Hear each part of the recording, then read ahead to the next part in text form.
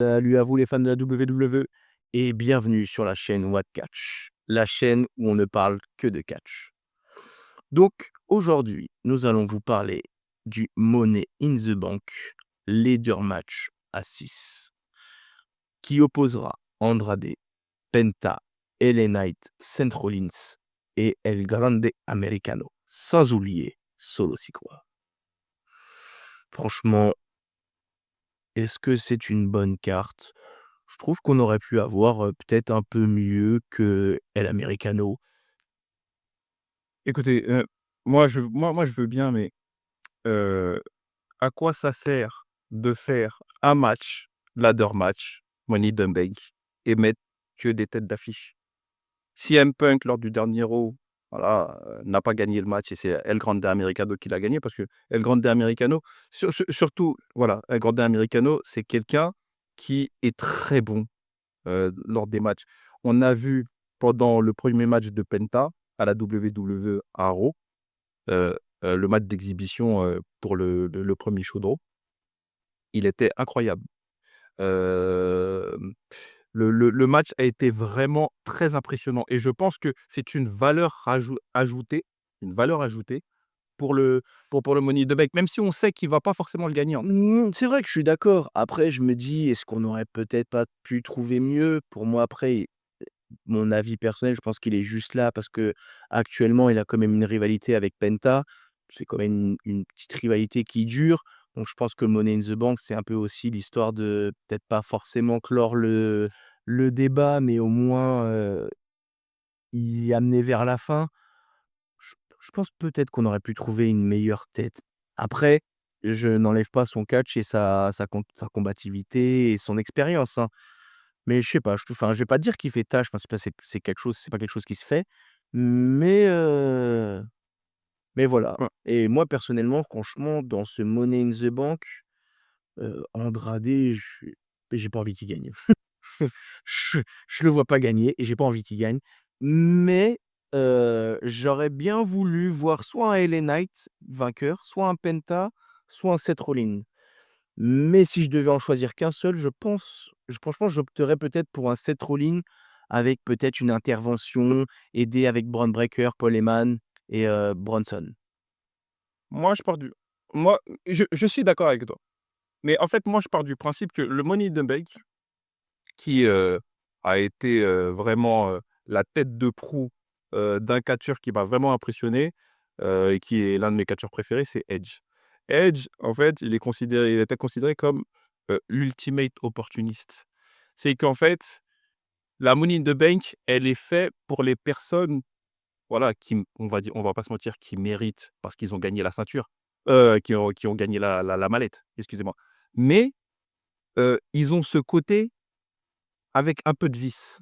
Ah bah, pour moi, je suis d'accord avec toi, hein. Heu, Après, il a fait une tri, hein. voilà et c'est lui qui a on va dire que voilà, c'est lui qui est vraiment, limite la Money in the Bank, elle est née pour Edge. Bah, je suis d'accord, hein, c'est lui qui a créé le cash in en direct. C'est ça, et le truc, c'est que, par rapport à ça et on va pas prendre les auditeurs pour des idiots. Là, on voit bien, comme tu l'as cité, des personnes qui pourraient l'avoir. Moi, personnellement, Penta, je le vois pas tout de suite parce qu'il vient d'arriver et en plus, voilà: «Ah, j'ai la Money in the Bank», voilà, on a vu quand Cena l'a remporté la Money in the Bank, qu'est-ce qui s'est passé? Cena, il a dit: «Ouais, je vais faire un match avec, quelqu'un». Limite, il a dit à la personne qui va faire le match, finalement, il a perdu. C'est pas ça. C'est mieux quand on a vu, Seth Rollins venir, lors du WrestleMania lors du WrestleMania de Roman Reigns et de Brock Lesnar, intervenir comme, Michael Cole l'a dit, c'était brillant. C'était brillant de venir à ce moment-là et transformer ce match en triple menace. Ça, c'est de l'opportunisme, de l'ultime opportunisme, comme on dit, incroyable et ça surprend tout le monde et il y en a dans cette affiche qui font trop les gentils. Mmh. Qui font trop les gentils, donc qui méritent pas.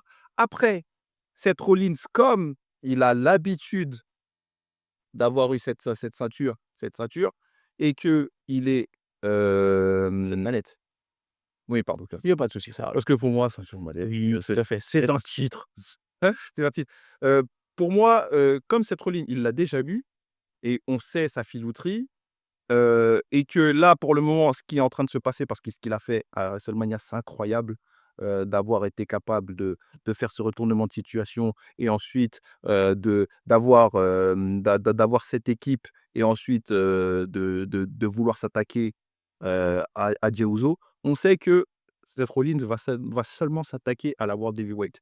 Il va pas s'occuper de la ceinture de la WWE pour le moment. Ça sera seulement lui, la personne légitime pour, les prochains matchs, de la World Heavyweight Champion. Donc ça va pas être lui qui va avoir la ceinture. Et pour vous, La mallette, pardon. ça serait qui pour vous? Heu, moi, déjà, je vois pas Andrade, je vois pas Penta, je vois pas El Grande Americano. Donc soit c'est entre LA Knight ou Solo Sikoa. Mais Heu, Léon reste quand même quelqu'un d'assez face.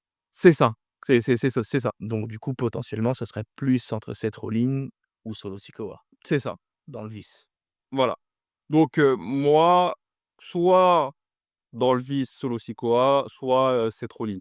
Seth Rollins, ça serait redondant. Parce que bon, il suffit qu'il fasse seulement, à chaque Raw ou à chaque match, ouais, des interventions, et avec, ses sbires. Mais, voilà, je vois pas forcément, ça serait trop redondant et Après, c'est vrai que là où je te l'accorde, c'est vrai qu'en ce moment, il y a beaucoup de choses qui tournent entre Seth Rollins et Solo Sikoa. Je te cache pas que je serais peut-être presque prêt à changer mon vote, même si je pense que Seth Rollins l'emportera, pour LA Knight, mais juste dans le fait, pour changer un peu cette routine dans laquelle on est rentré entre Seth Rollins, entre Roman Reigns, entre la Bloodline, sortir un tout petit peu et genre peut-être rajouter un peu de fraîcheur. Mais je vais pas vous mentir, je reste, sur mes positions. Je pense que Seth Rollins remportera le Money in the Bank. moi, ça serait plutôt soit Solo Sikoa, soit, LA Knight et LA Knight, en fait, qui tentera la World Heavyweight, pas la ceinture de la WWE parce qu'il y a un autre périmètre pour ces personnes et d'autres, d'autres rivalités, et voilà.